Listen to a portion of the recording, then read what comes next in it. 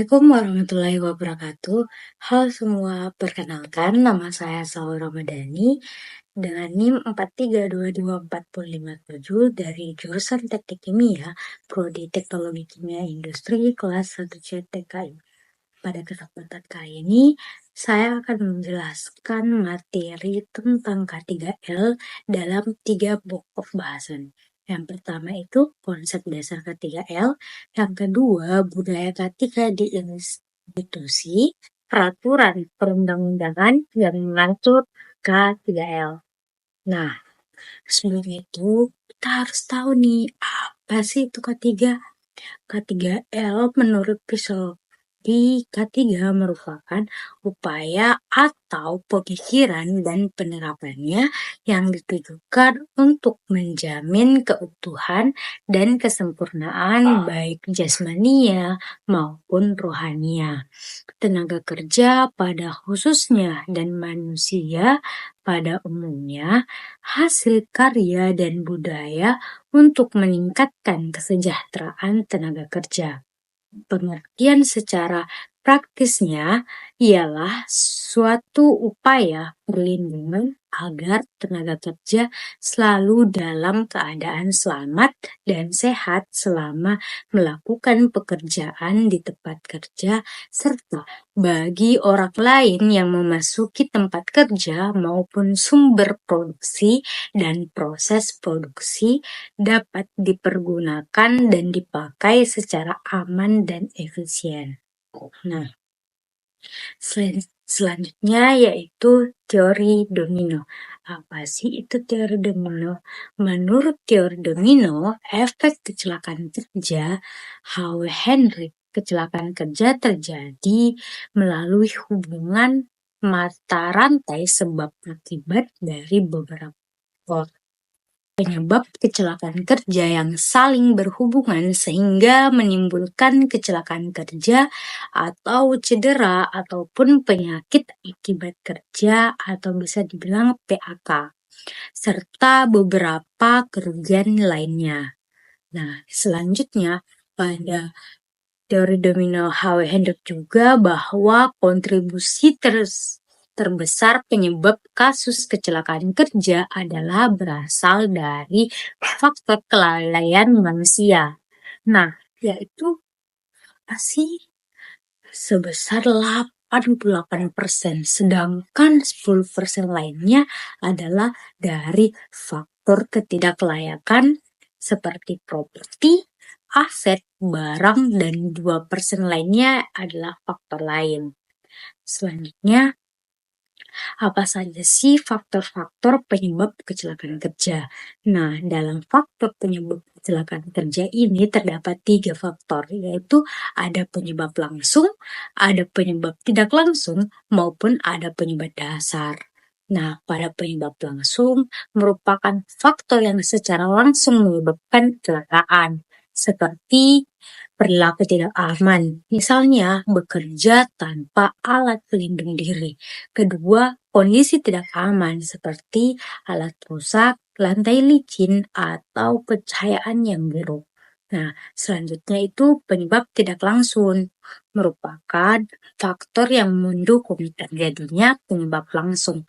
Contohnya, kurangnya pengawasan atau pelatihan, perencanaan kerja yang buruk, dan lingkungan kerja yang tidak ergonomis. Nah, yang terakhir penyebab dasar. Faktor mendasar yang menjadi akar masalah seperti kurangnya komitmen manajemen terhadap keselamatan kerja. Kedua, budaya kerja yang tidak peduli pada K3, keselamatan dan kesehatan kerja. Nah, dan terakhir, faktor individu seperti stres, kelelahan, dan tidak kompeten. Nah, selanjutnya kita menuju pada materi pengertian budaya K3L. Nah, sebelum itu kita harus tahu nih, apa sih itu budaya K3L? Budaya K3 adalah budaya yang mengedepankan keselamatan kerja yang diperoleh dari sikap, norma, kepatuhan, kesadaran, dan komitmen karyawan perusahaan dalam menaati prosedur dan kebijakan yang ditetapkan perusahaan.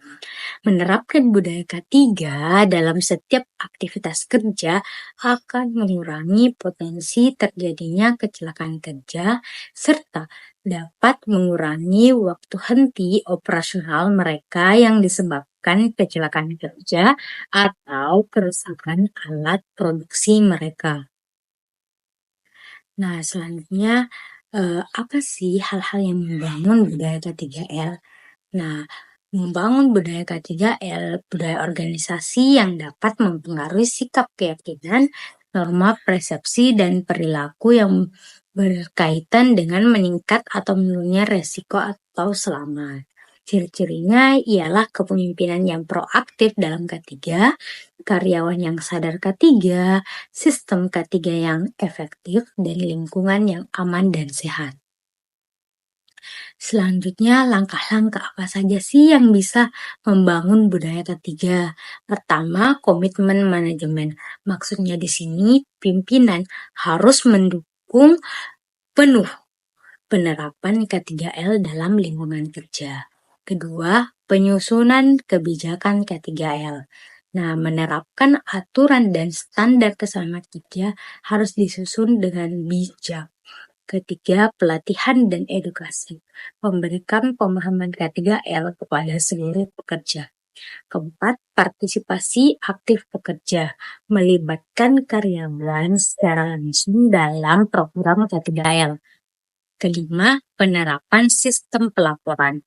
Mendorong pelaporan insiden dan kondisi tidak aman selama bekerja. Keenam, evaluasi dan perbaikan. Melakukan audit rutin dan tidak lanjut perbaikan. Dan yang terakhir ialah penghargaan dan disiplin. Memberikan apresiasi atau sanksi sesuai perilaku K3L kepada karyawan-karyawan yang entah itu memiliki pelanggaran ataupun dia sangat menerapkan K3L dalam lingkungan kerjanya. Selanjutnya ialah manfaat budaya K3. Nah, ada 6 manfaat budaya K3. Pertama, meningkatnya keselamatan dan kesehatan kerja. Yang kedua, meningkatnya produktivitas. Dan ketiga, meningkatnya citra perusahaan. Yang keempat, meminimalisir kecelakaan kerja akibat kesalahan maupun kelalaian. Kelima, meningkatkan kesadaran akan bahaya melakukan kesalahan. Dan yang terakhir ialah mendorong pekerja untuk melakukan tindakan sesuai. Selanjutnya ialah materi perundang-undangan dalam K3. Sebelum itu, kita juga harus tahu nih, apa sih pengertian perundang-undangan dalam K3? Perundang-undangan dalam K3 adalah kumpulan aturan hukum yang mengatur tentang keselamatan dan kesehatan kerja yang bertujuan untuk melindungi tenaga kerja, peralatan, lingkungan kerja, dan proses produksi dari potensi bahaya atau kecelakaan. Selanjutnya, peraturan perundang-undangan dalam K3. Pertama, Undang-Undang Nomor 1 Tahun 1970. Nah, undang-undang ini berisi tentang keselamatan kerja yang bertujuan untuk perlindungan tenaga kerja dari bahaya kerja. Dalam lingkup semua jenis tempat kerja, pengusaha juga wajib menjamin keselamatan dan sediakan APD lengkap. Pekerja juga harus patuh aturan dan menggunakan APD yang benar. Dan serta pengawasan harus dilakukan oleh pemerintah melalui inspeksi. Nah, selanjutnya ialah Undang-Undang Nomor 13 Tahun 2003. Undang-undang ini berisi tentang ketenagakerjaan yang mengatur hubungan kerja antara pekerja dan pengusaha, termasuk hak, kewajiban, perlindungan, serta syarat-syarat kerja untuk menciptakan keadilan dan keselamatan bagi tenaga kerja. Nah, tujuan dari undang-undang tersebut ya melindungi hak kita sebagai karyawan dan kewajiban pekerja dan pengusaha. Nah, lingkup semua sektor ketenaga kerjaan.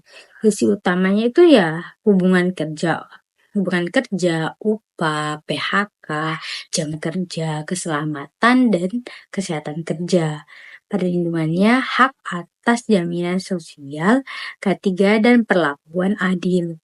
Serta pemerintah itu harus berperan sebagai pengawas maupun pengguna. Selanjutnya pada Undang-Undang No. 36 Tahun 2009. Undang-undang ini bersih tentang kesehatan, mengatur penyelenggaraan kesehatan di Indonesia, termasuk upaya pencegahan, pengobatan, dan perlindungan kesehatan bagi seluruh masyarakat, serta penyediaan fasilitas dan layanan kesehatan yang layak. Tujuannya ya menjamin kesehatan masyarakat Indonesia.